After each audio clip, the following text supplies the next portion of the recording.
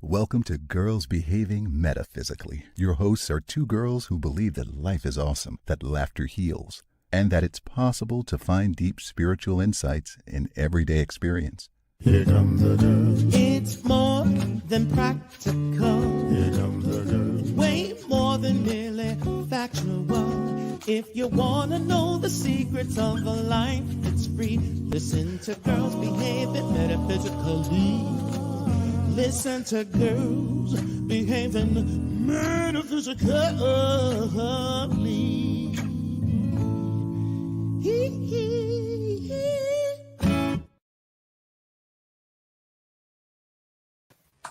Hello, hello, hello, and welcome.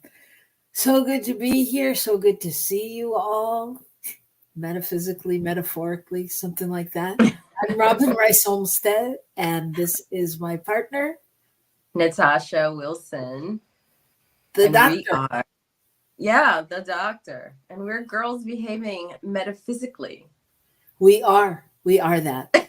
But full disclosure, we're girls behaving metaphysically and not feeling as physical. No, not feeling very well. Not feeling very well today, guys. I woke up really unwell today. So I'm only going to be here for the first half of the show. But I had to be here.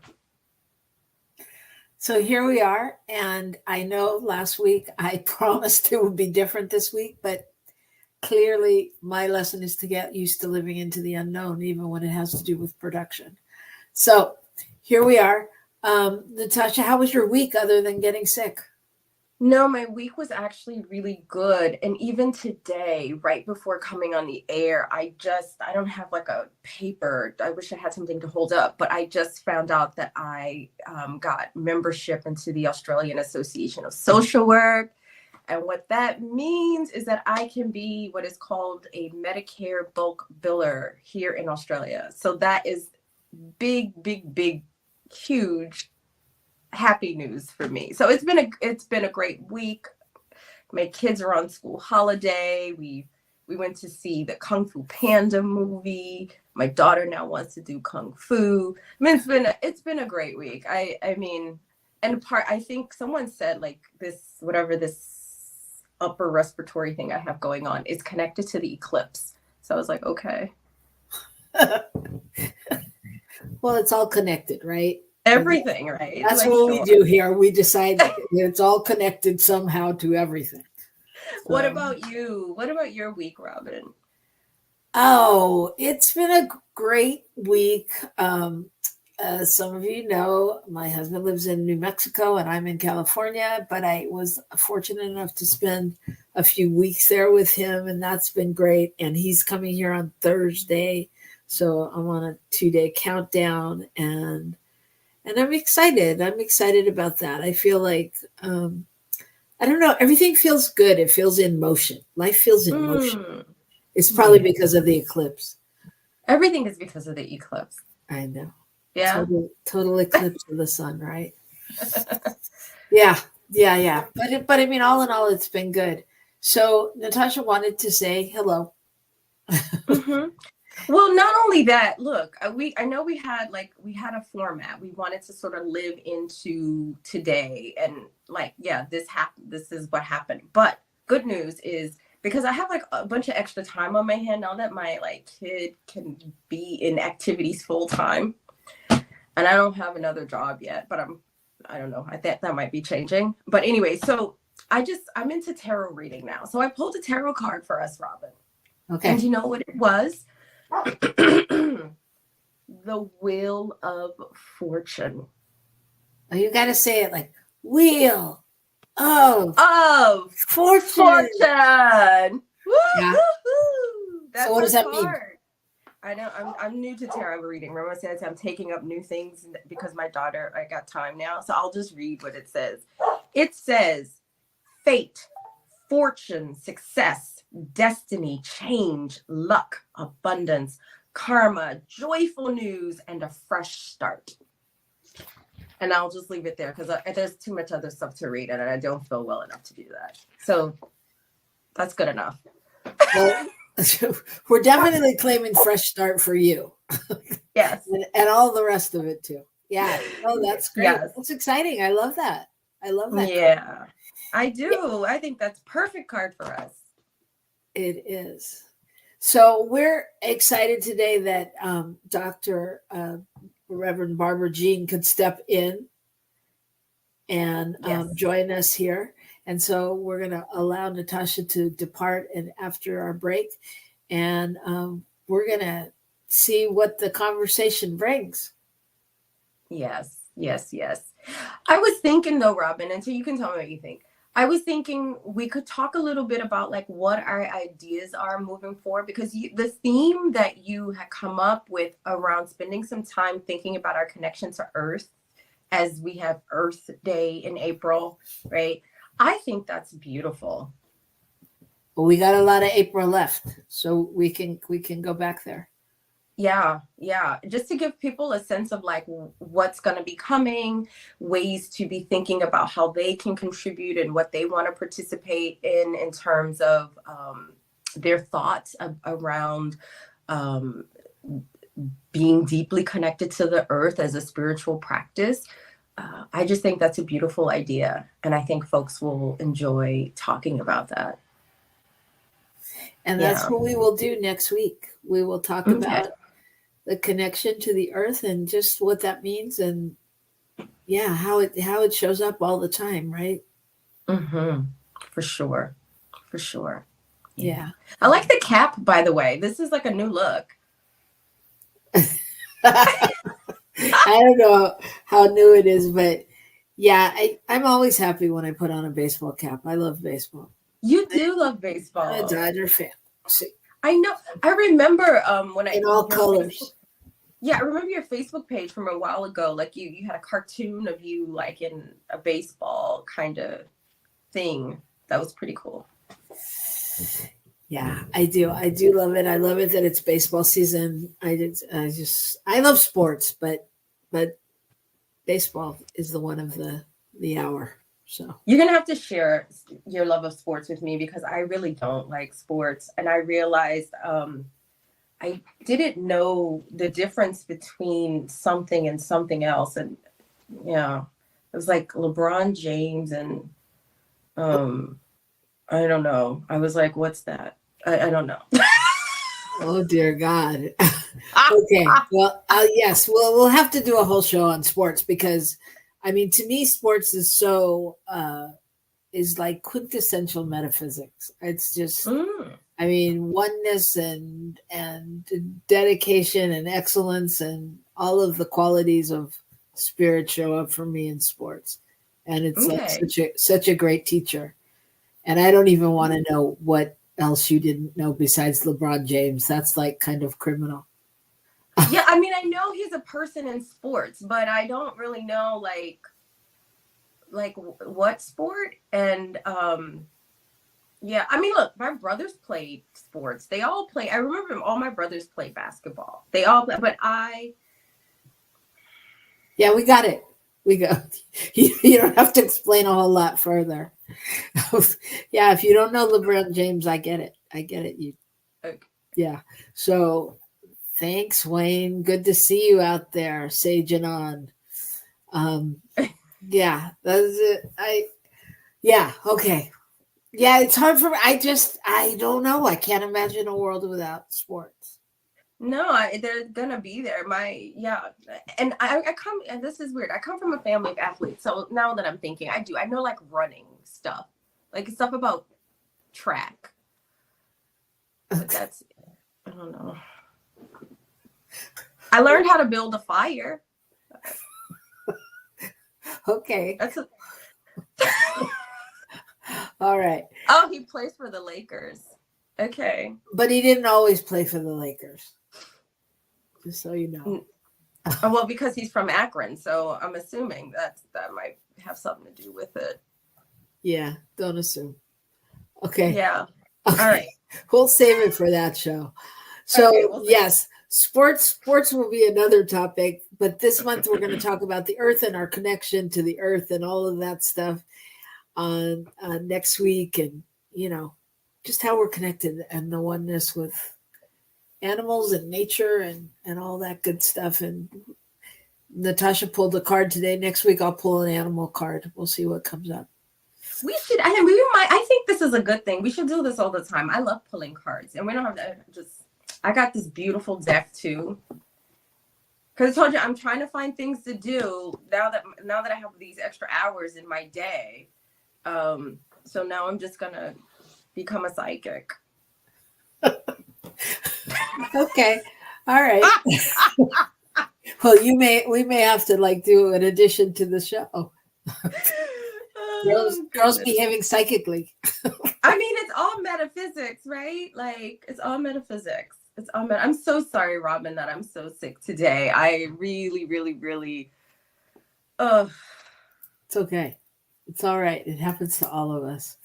So once again, I just want to welcome everyone out there. And I think, are you complete? Because if you are, I think we should just take a break and then come back with Barbara. Jean. Yeah, I think that would be great. And I am so girls behaving psychically. Girls behaving psychically. Well, right now, as we send you off, I'm going to behave spiritually, and I'm just going to know that your body temple is clearing out whatever it needs to clear out, and that health and wholeness is yours right here and right now. So as you take that nap, I know you just rejuvenate and regenerate and reinvigorate your spirit and your body temple, and that all is well.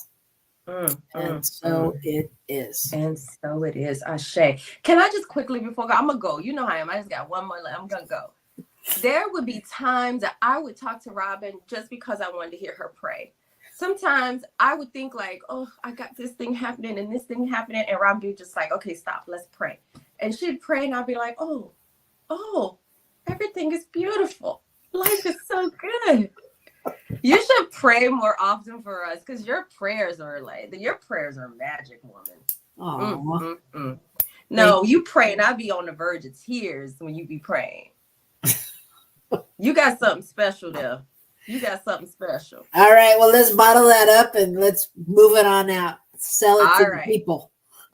All right. Feel better. And everybody else, send her your love and prayers. And we'll be right back here on New Thought Media Network in a minute. Please help us say thank you to our organizational sponsors, including the Hefferland Foundation, Affiliated New Thought Network, International New Thought Alliance, Science of Mind Archives and Library Foundation, Center for Spiritual Living Denver, Center for Spiritual Living Midtown, New Thought Philadelphia, Planned Happiness Institute, Summit Center for Spiritual Living, One Heart Retreats, Center for Spiritual Living on the Lake, Unity Kitchener, Unity Spiritual Center, Ottawa, Om Center for Spiritual Living, Satya Center,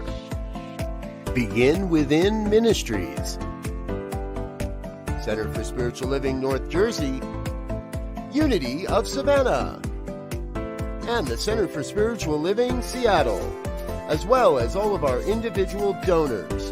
Thank you for being part of the New Thought Media Network. Please like, share, and subscribe. New Thought Media Network. Positively inspiring.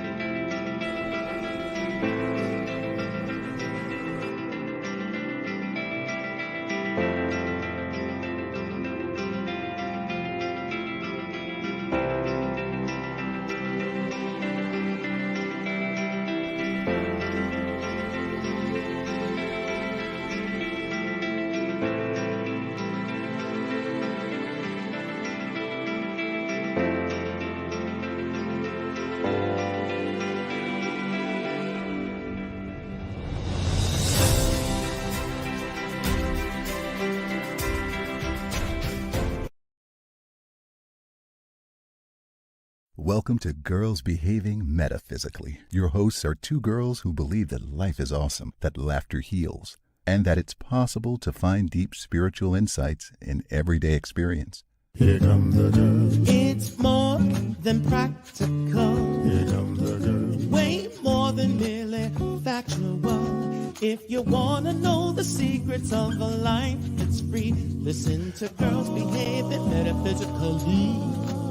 Listen to Girls Behaving Metaphysically.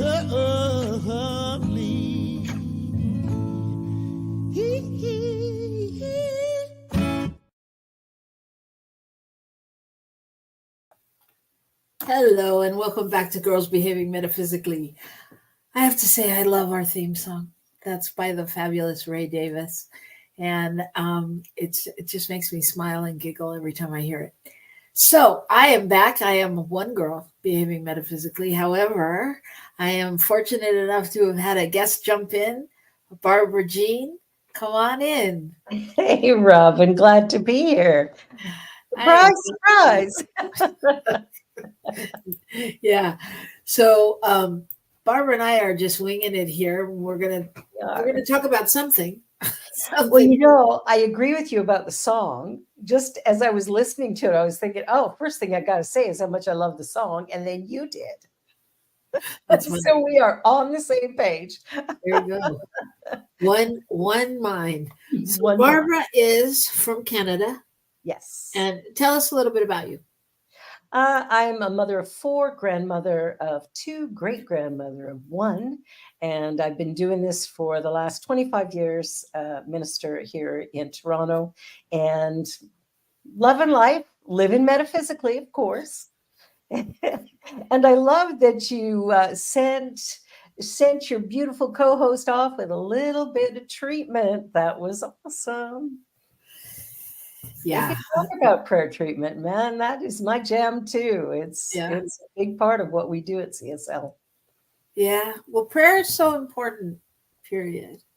So let me ask you, as you've obviously chosen to walk through many spiritual hoops to get where you are, and many trainings and speakers and openings and I'm sure experiences. What do you think? What would you say? What would you say about prayer in that realm? Like, how has prayer guided your life? Oh man, it's yielded. It's interesting.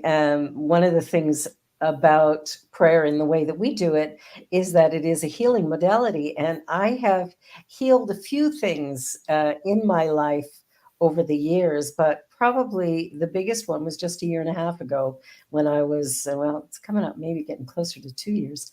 I was on my way to a conference for Unity, because I'm a Unity ordained minister as well. And I was on my way to their conference and I had back issues. I was using a walker, a wheelchair anytime I would have to be somewhere where I had to move a lot. And on my way to Kansas, I thought, wait a minute, Myrtle Fillmore healed herself in the 1800s of tuberculosis, and if she could do it, well, surely I can. And about 4 days later, I set my walker aside and I haven't used it since. Wow. And yeah, it's like, and my roommate at the time, we traveled together from here. And, I would crawl out of bed and grab my walker and wander around the halls of the hotel. And on that 4th day, when the healing occurred, I walked into the conference hall and turned around, listened to the morning speaker, got up, no more pain. I was completely healed in that moment. And even danced that night at the little party that they were closing off the conference at.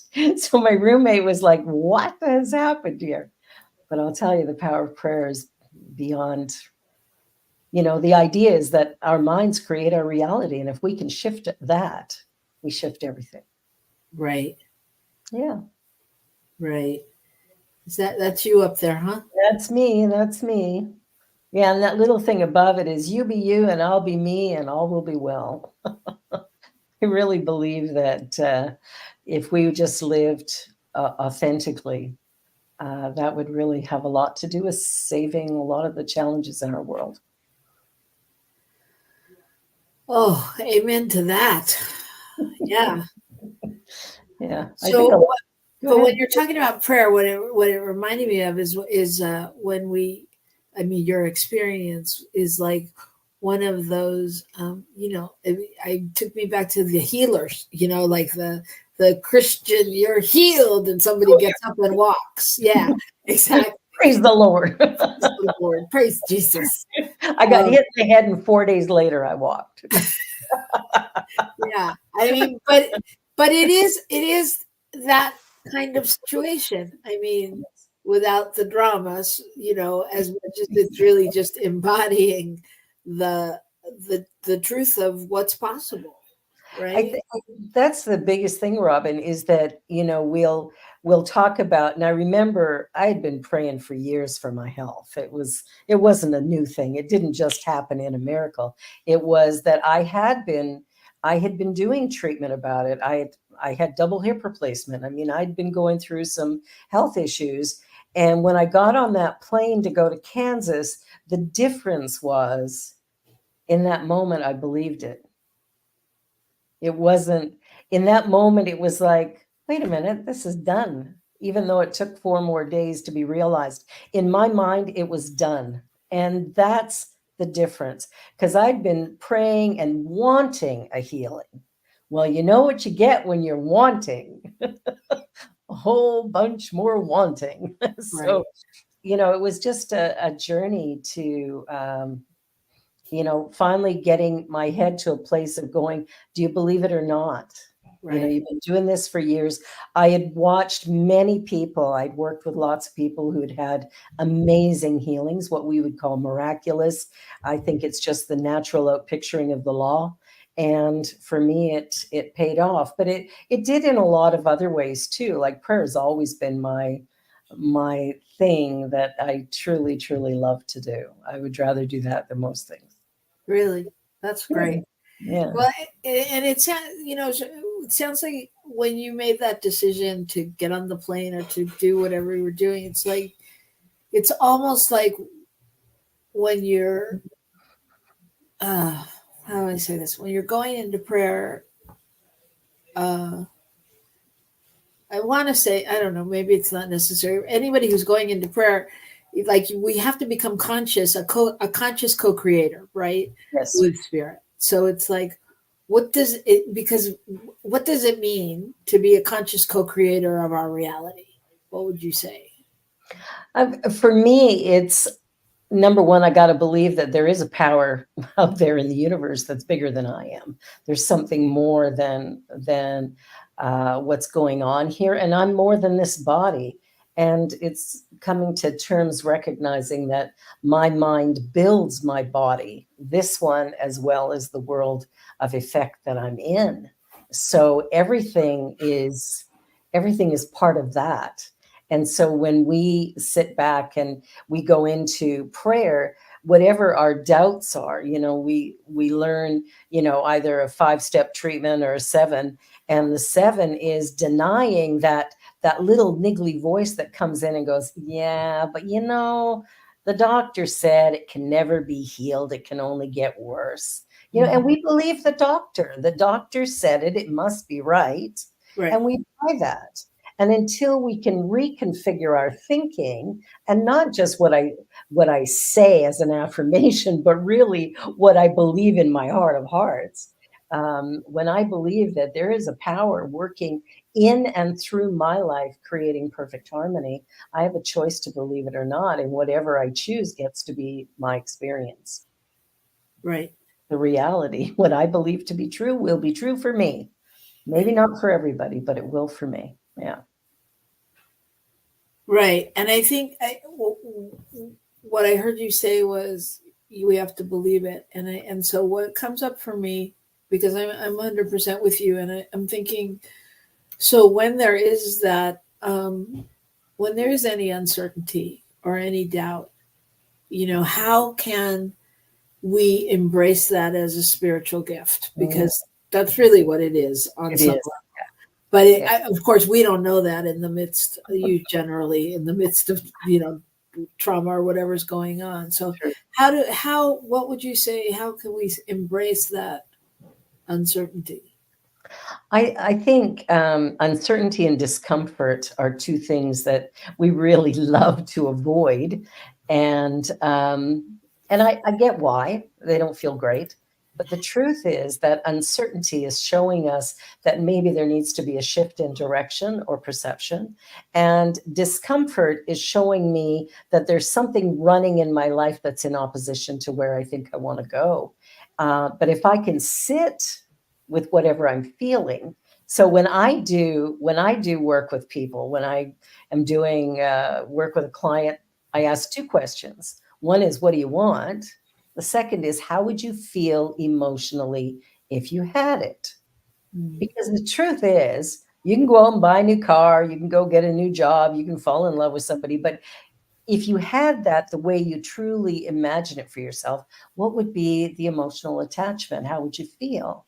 And it was, for me, on that flight, when I was at that place of, it was kind of a relief that I felt like, oh, of course, God's got this. I can let this go. And it was, it was 4 days later, but I never thought about it in that time. And I've had a couple of experiences like that. I had a spiritual epiphany when I was 27, which started me on the spiritual path. And what was interesting was I was a heavy smoker at the time. I smoked 4 packs of cigarettes a day. And about a week later, I woke up and went, I really need to stop this. And the idea that came to mind is, this is the temple of God, and I don't have the right to kill it. And that changed everything. I was smoking 4 packs a day. I butted that cigarette out. I've never smoked since. And we're coming up to, I don't know, over 40 years now since I quit smoking. So it's like, but I never had a craving, not one. Right. And I think the reason I didn't have a craving is because my mind was clear. I was complete. I couldn't smoke and have my relationship with spirit that I was having in that moment. So it was a shift in perspective, and a really clear, strong shift. It's like the minute you accept a whole new idea, everything from the previous story has to go by the wayside. Yeah. And I think, what came up for me when you were talking about that is love. And love's the answer. Yeah, to me, love is always the answer, and self-love, and, what the role self-love plays on our journey is incredible. It's so important, because you couldn't have made that decision without recognizing the love that God is, the love that you are, and holding that space. Absolutely. Yeah, love is the focus of everything I do. I have love is the answer tattooed on my wrist. I've got the heart tattooed on my chest with the path to enlightenment symbol below it. And and I've got another infinity symbol on my arm with the initials of my children with infinite love. So for me, love is the answer to pretty much every question. And so I always ask myself when I'm in the midst of going, what would love do here? And I think about that a lot, because it's easy to get triggered or to act out in certain ways, or to accept difficulties. But we are powerful beyond anything we could ever imagine. And it's just up to us to stand in that power and go, wait a minute, there is something in me, being me, that is so much more than I could ever say, or, to know from my finite human perspective. As a spiritual being, we're so much more. We're so much more. Yeah. And Wayne said, be good to yourself. Yeah, that's absolutely right. Yes. Well, I don't know, Barbara Jean, why we haven't had you on our other show, Rockin' the Love. Clearly, I don't know. You were made for that one. we're gonna have to have you there. I think so. I'm in. Just give me a date and time. I'll show up. Okay. Clearly, yeah. I know that. I see that. Yeah, obviously. Thank you. You know, it's 8:30 at night here, and I was sitting, unwinding because I recorded a show earlier today that'll air tomorrow. So for those of you that don't know, Barbara Jean has a show on New Thought Media Network as well. You want to talk a little bit about that? I've got two shows. One airs Wednesdays at it's 4 p.m. Eastern, so that would be 2 Mountain, and that's called Spirit Cafe. And that's where we have courageous conversations. Tomorrow's show is about a two-spirited individual, Samuel, who also has a drag persona, Samantha, and the conversation is riveting. It's really, really good. So that's tomorrow at 4. And then on Friday this week is a great show. My show on Friday is the Joy Show, and Joy is an acronym that stands for Just One You. And so that show, this week, I'm actually interviewing my younger brother who a week ago, Saturday, saved the life of a jumper who was standing on the edge of a bridge when he drove by and went, whoa, and pulled his car over, called 911, but went over and talked to the young fella and convinced him to step back on the other side of the railing. And anyway, the story will be covered. You got to watch Friday, 1 o'clock Mountain, 3 o'clock Eastern, if you want to hear the whole story. And it's a good one. It's a good one. He's a hero for sure. So yeah, I absolutely love doing these shows. I love talking about spirit and metaphysics and life in general, right? It's good stuff. So I have to get you on our shows. Yeah, Catherine says an angel. Clearly, he was an angel. That's beautiful. Yeah, he is. He brings the love. You want to talk about somebody on your love show? Boy, there's somebody for your love show. Well, apparently, your show follows our show on Wednesdays. Our shows are Wednesdays at 1 p.m. Mountain. And so you can tune in to Rockin' the Love at 1 p.m. Mountain. You can see Barbara Jean afterwards at 2. And then on Friday night, you can start out with her in the afternoon. And then you can take a little break and come back for Michael Mangus's fireside chat in the And before that, the good news. Sometimes I do it, sometimes Robert. So well, you can always find something to do here. I'll tell you, I keep busy. So all this love talk and all of, clearly you've done a lot of things in your life, just by virtue of what you've told me here. Bad and ugly. Exactly. So maybe you can share with us some rituals or something that nourish your spirit, that continue to nourish your spirit, or how you keep going. It's interesting, Robyn, because it's such a passion. And I think from the moment I had my spiritual epiphany, what I knew in that moment, it was when I walked into, I wasn't raised with religion. So my former mother-in-law convinced me to go to church with her one night. And I went, okay, I can stand an hour to get her to like me. That would be awesome if she liked me, right? So I show up for this church service, and it was a traditional evangelical kind of church. And I went in hoping to endure 1 hour, and I came out like somebody had lifted the shade, and I went from being in utter darkness to being able to see. Wow. And what I could see was that God is love. And so I stayed in that church for about 1.5 years, but they kept telling me all the reasons why everybody's going to hell except them. And I couldn't buy it because I knew God is love. And when I would ask the pastor questions, he couldn't answer them. And I'm like, okay, well, this isn't really working for me. I left there and I found CSL, and I started in Calgary and attended there. Dr. Arlene Bump was the first minister I had, and then Dr. Carol Carnes after that. And Carol is the one who trained me throughout my ministerial training. I know Carol. Carol, there you go. So she was my teacher for all of Science of Mind 1 to practitioner and ministerial training. Wow. So, and when I graduated from there, I went on to Vernon, British Columbia, and took over the center there, stayed there for 18 months, and then went to Toronto to start the first CSL there. It's been an interesting journey, because when I found this teaching, what I found was love. Like when I walked in to that theater that very first Sunday, Dr. Arlene was up there speaking, and the room felt like love. It felt like I'd landed, like I had come home.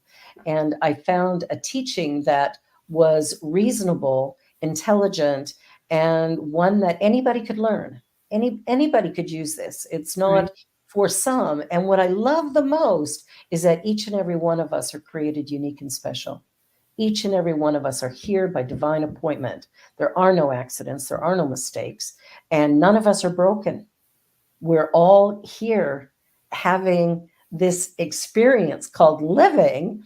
Right. And all of it is what it is, the good, bad, and the indifferent. So for me, I was raised most of my life in poverty, and went through high school, pregnant at 15, married at 16, divorced at 18, married again at 21, divorced at 28, married again at 30. Okay, well, we could go on for days on that one.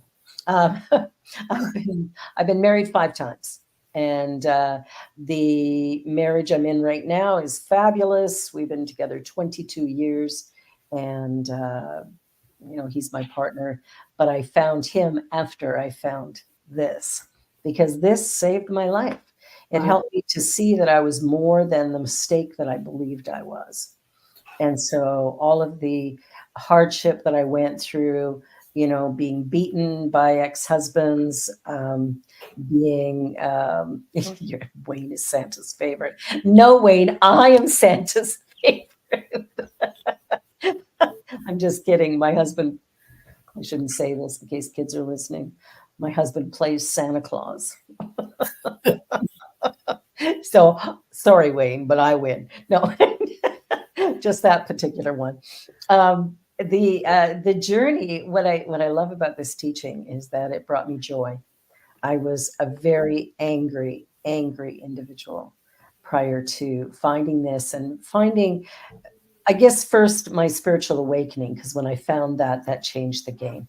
All of a sudden, I knew there was something more. I'd always believed in God, whatever that was. I just didn't believe the idea of a guy in the sky, or I didn't believe the Adam and Eve stuff. And I was like, what?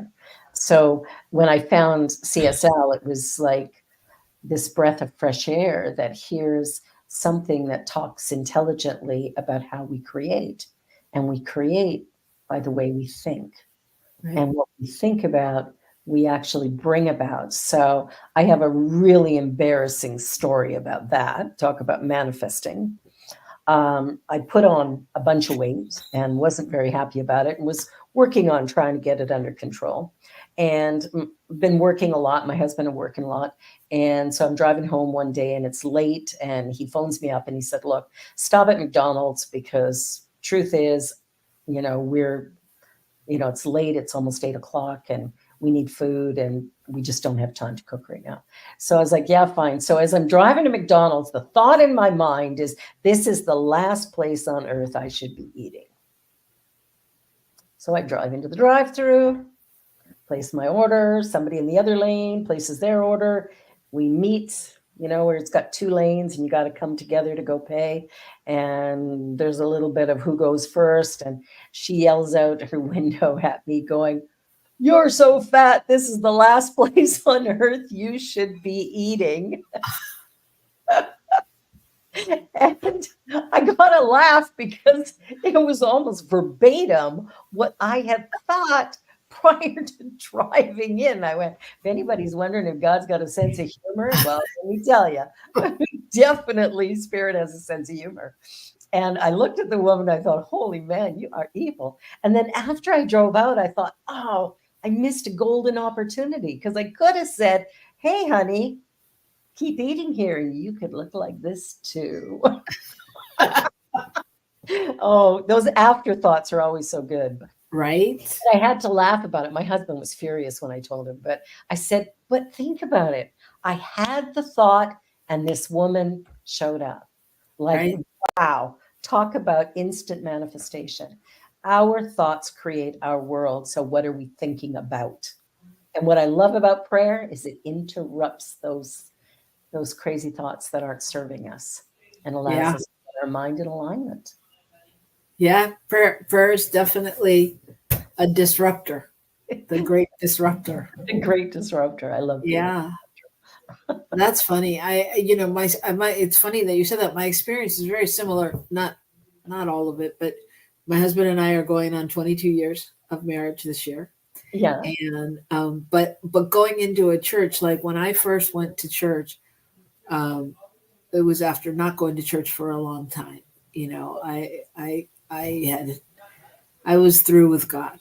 I didn't understand it. I was like, because I remember when I was little, I asked my mom, how come none of my uncles went to church? And you know, I had all these uncles. You know how you acquire the aunts and the uncles that aren't family, but they're family.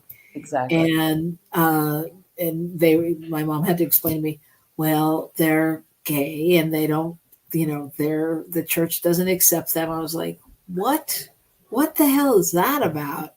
You know? And so I was like, nah, I'm done. And so when I first went to church one day, I just up and decided in LA, I was like, okay, I'm going to Agape. I'm going to church. So I went in and Reverend Michael was talking and he was, you know, talking about all this oneness stuff. And I was like, oh my God, thinking like, that's what I thought, you know, like that's exactly what I thought. And then he said God. And I went, he said God. I'm done. And I didn't go back for like a year and a half. Wow. And, you Okay. know, and then one night it happened again that my friends called and they're like, I had decided I was going to church that day and they were like, we're going to Agape tonight. Do you want to go? I was like, I'm going. So I went and, you know, and then I was able to decipher it a little better because there was this little book that was like the names of God and it was a whole little pamphlet on, you know, what it meant. And I was like, oh, okay. All right. I can roll with that. I can go with that. Yeah. But it was, I mean, it is so interesting, the journey, right? And how we translate it and what we do with it. And Michael was my inspiration. Oh, yeah. Which is interesting. You mentioned the Reverend Dr. Michael Beckwith, because when I was doing my intensive and my final panels at Asilomar in 1998, July, he was speaking there. Uh-huh. And I had just finished everything, was going into, and I'm questioning, like I'm this rebellious, radical, like, how do I do ministry? How do I put Rev in front of my name and actually be okay with that? And I knew I couldn't be like Carol. I knew that for certain, that I couldn't walk in her shoes. Well, we can't walk in anybody's, but it was like I knew I was very different from her. So I was like, I don't know what to do. And so I'm sitting in Merrill Hall and Dr. Michael gets up and he's up there, you know, pacing across the stage and he screams out, the only reason Jesus could walk on water is he got out of the boat. Get out of the boat. Oh my God, I love this. What you can be wild and loud and it's okay. Right? It's so true. Yeah. So he inspired me greatly. It was after hearing him, I thought, oh, maybe I can do this. Maybe I can do this. So that was July of 98. Yeah. That's And great. really, Yeah. I think I was at that Asilomar working with the youth. Okay. So we crossed paths somewhere along the way. And yet it took this crisis to come together. Oh my goodness. Isn't that funny? Yeah. Life is funny. The universe brings together that which is meant to be together. I really believe that. Wow. That's so cool. Yeah. You're in LA? I am not. I'm in Carlsbad, California. Oh, you're in Carlsbad. Okay. Yeah, I've been But there. I'm from LA. That's where I did all my training, was at Agape, and then moved up north. So yeah. So the spiritual journey is quite amazing, and I think, part of it also, like, is just how willing are you to keep your eyes open during the journey? I mean, I get that image of a roller coaster, right? Where you're like closing your eyes. It's like, how willing are you to really be present and just hold on and go for the ride? Open your eyes and know that everything is unfolding. And whatever twists and turns there are, and those beautiful drops of the roller coaster, all of those are taking you someplace great if you go with it. Most of us resist it. Yeah, and then what that's brought up for me over the last few weeks or months or whatever is I keep thinking, like, it's all story. It is. There's no right story. It's all story. And so, like, what are you willing to do with the story, with your story? Yeah. Yeah. And the thing is, we got to tell it. Be the light. Be the light. We got to tell it, and we got to allow it to become whatever it's willing to become now, Absolutely. Absolutely. Well, you inspired me because I've been sitting on a dream that I've been sitting on for, oh man, I was still in Calgary. So it's probably a good 23, 24-year-old dream that I'm finally putting rubber to the road. And it's taken all of these years to go, what are the excuses I've been telling myself about why I can't do it? And what if all of that is just bull? And that now's the time. I just had to get to this point in my life in order to tell the story. So I'm writing a musical about my life. And it's, a part of me ever since I got the vision of it, because it was a real loud vision. Spirit just sort of dropped this thing in, and I'm going, well, I can't do that because I'm not a musician.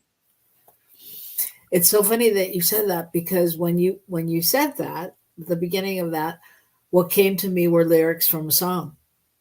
Which song? Well, I don't know. Apparently it's my Ray Davis day, but his song called Average Man. And it says, what if I was born for greatness? What if I was born for greatness? What if I am really more than I think I am? What if mediocrity was never in the stars for me? The miracles and the wonders and the plan for the average man. Wow. Yeah. It's interesting because years ago, probably in about 1993 or 94, I wrote a poem called I See. And the poem is kind of along those lines you just spoke of. That's interesting. I'll have to check out that song. Well, what I realized this year is I don't have to write all the music. I have the vision. How many musicians are there right here in CSL? Like, I don't need to write music. I don't need to find musicians. We have tons of them. Right.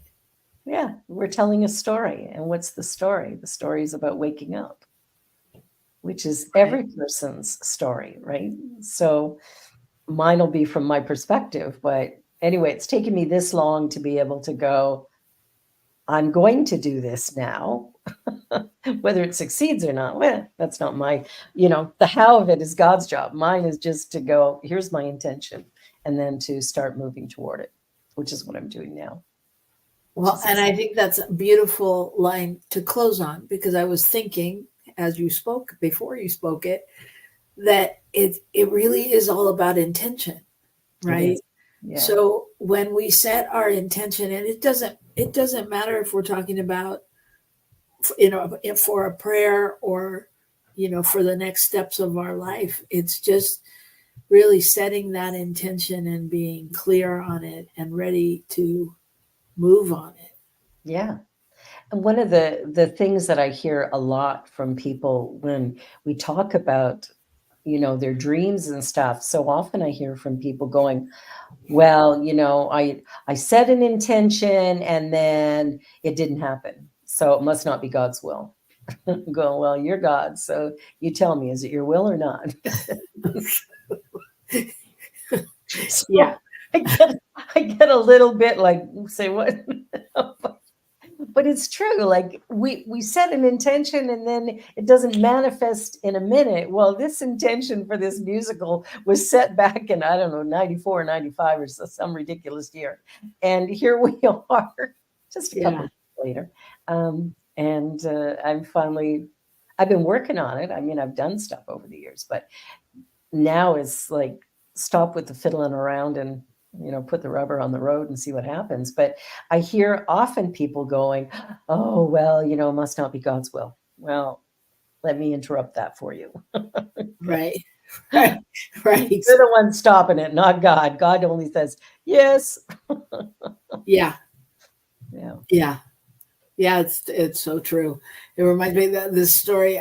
One time I was late to something and I didn't want to go in, and I told them I was going to be late and I didn't want to interrupt. And I came in the door like so quietly, trying to be quiet. And of course the whole room turned around and was like, hi, Robyn, hi.